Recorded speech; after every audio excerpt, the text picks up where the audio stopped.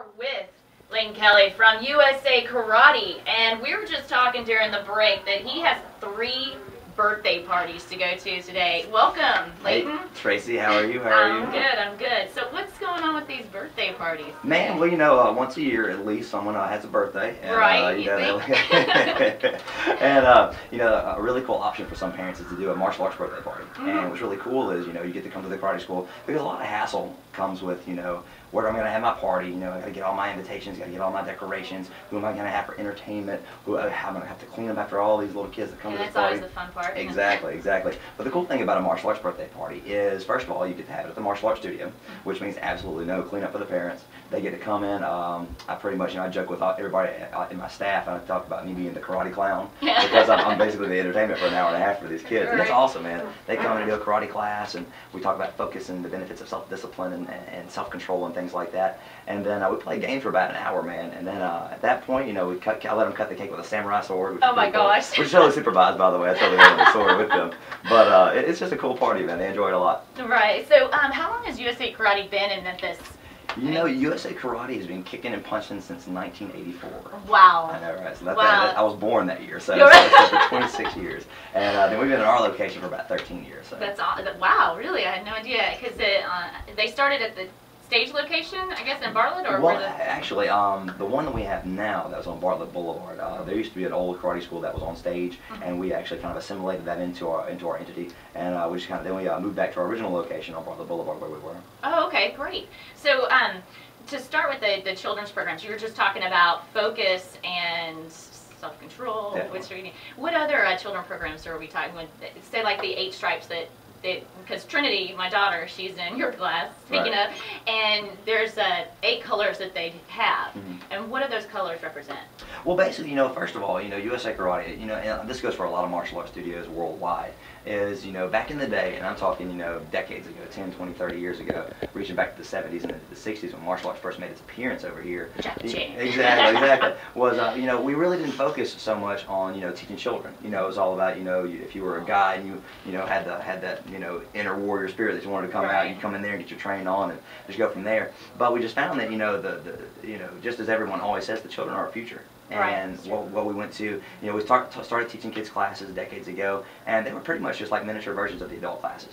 And what we found is that, you know, that's cool and all, but, you know, children, you know, they're at that age, they're at such a developmental, you know, crossroads that, you know, if you don't give them the right information and the right, you know, shaping, that, you know, they won't get the full benefits out of it. So what happened was about 10 years ago, we started taking the children's classes from, you know, not being so much physical driven, even though they are quite physical, and, you know, anytime you go into a class, you'll see kids drenched in sweat. But they're more life skill driven now. And by life skills, you know, I mean focus and self-discipline and self-control, teamwork, fitness, coordination, the things that they're going to help them, you know, throughout their entire lives, and not just on the dojo floor, but, you know, in school, you know, dealing with bullies, you know, when they get older and have a job, dealing with their boss and dealing with their coworkers. So it's just it's like a training program for life in all aspects. That's very true. And I notice when I go in, the kids, they're just, I mean, they have all this energy. You have a lot of energy, and I'm just like, God, you got to be exhausted by the end of the day. But it's like all these kids have energy, and they need that energy, but yet karate is great for kids with asthmatic issues and ADHD, and I mean, not just, you know, any child, but also I've noticed, like in the Cage Fitness, where some parents have their older child with them. So not only do you have little ninjas that start out developing, and then it goes into other programs like Shotokan, or what are the other, as they get older, they go to like USA Ninja? Well, actually the way it works is we have a couple different programs. The first program we have is obviously for the younger kids. It's a 4, 5, and 6-year-old program.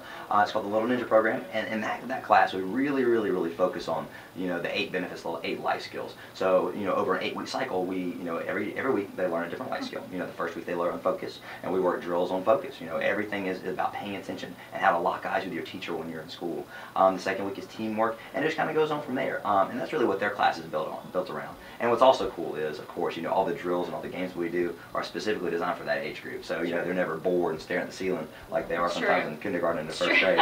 But they're constantly entertained, which is really cool. So they're learning and having a great time at the same time. Right. Now, when they get to an older age, we actually go into our junior program, and our junior program is a 7 through 12-year-old program, and it's actually it's our base style, just so everyone knows, is Shotokan karate, of course. And once they enter that junior class, they start training, for real. They start working towards their black belt. And then, of course, we're always talking about focus and self-control and discipline and things like that, which years ago were basically, a subliminal thing from karate. Right. If you guys ever watched The Karate Kid, which is, by the way, one of my favorite movies, the old one and the new one. But, if you ever watch The Karate Kid, Mr. Miyagi has, Daniel-san, painting his fence. Right, for a purpose. Exactly, washing his cars and buffing them. And he never really talks about, why he's doing it. He just says, go paint fence. Right. And, Daniel-san gets really mad after a couple of days. And, once, Mr. Miyagi puts him to the test, he realizes he hasn't been painting a fence. He's been learning a skill. And not only has he been learning a physical skill, he's been learning to be disciplined and do the right thing, even when nobody's standing over his shoulder. A mental skill, yeah, exactly. Now, coming up into Halloween, you're talking, you focus where you talk about stranger danger. And with this, can you explain exactly or what stranger danger is in USA Karate? Yeah, first of all, just so everyone knows, I treat every one of my students like a member of my family, and that's just what it is. I don't want any person that ever enters the doors of USA Karate to ever feel like they're inadequate in any way, shape, form, or fashion, in any aspect of life whatsoever. So, the first thing we teach everyone, whether it be, the little kids, the 4, 5, and 6-year-olds, or the juniors, or even the adults, is that situational awareness is the most important part of self-defense in any aspect. Right. So, first of all, for the 4, 5, and 6-year-olds, the stranger danger class we teach them is the first question I ask them is, what is a stranger? Okay. And just so everyone knows, a stranger is anybody that we don't know. Now, of course, there are good strangers, there are bad strangers. It's impossible for one person to know everybody on the face of planet Earth. That's right. So they're military, that are doing great stuff for us. And kids like to know everyone on the face of the earth. Exactly. They go up to anybody. Yeah, there are a lot of outgoing kids that go and shake hands and, hey, how are you? You want to come hang out? And they're just really, really accepting individuals. But what it teaches them is, the only two people that can really tell us the difference between good and bad strangers is mom and dad. Right. So if a stranger ever tries to talk to us, first of all, we have to run, not just anywhere, but we teach them to run to a specific spot called a safe zone. And a safe zone is anywhere you feel safe with people. Right. Everybody, they always raise their hand. I can run to my school, right, Mr. Kelly? Yeah, but what if it's on a Saturday? Right. Your teachers aren't there. Right. It wouldn't really be considered a safe zone at that point. It's true. So a safe zone would be a police station or a safe zone in like Liberty Land or not Liberty Land anymore. Where am I at? Or the zoo or what have you. Exactly.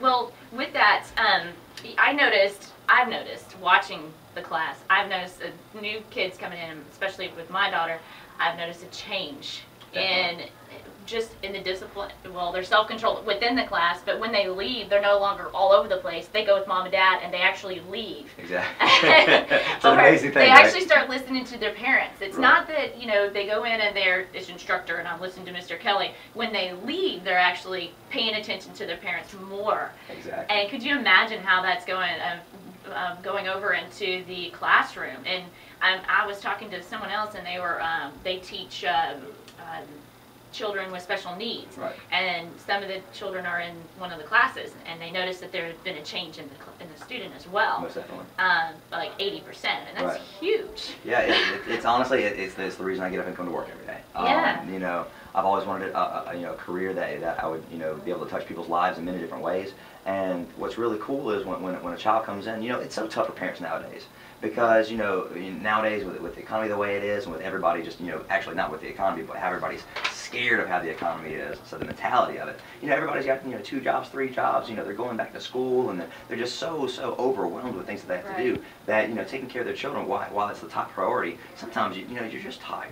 Right. And as everyone knows, you can hear something from your mom and dad so many times, and after so long, it just becomes like the teacher in Charlie Brown. Right.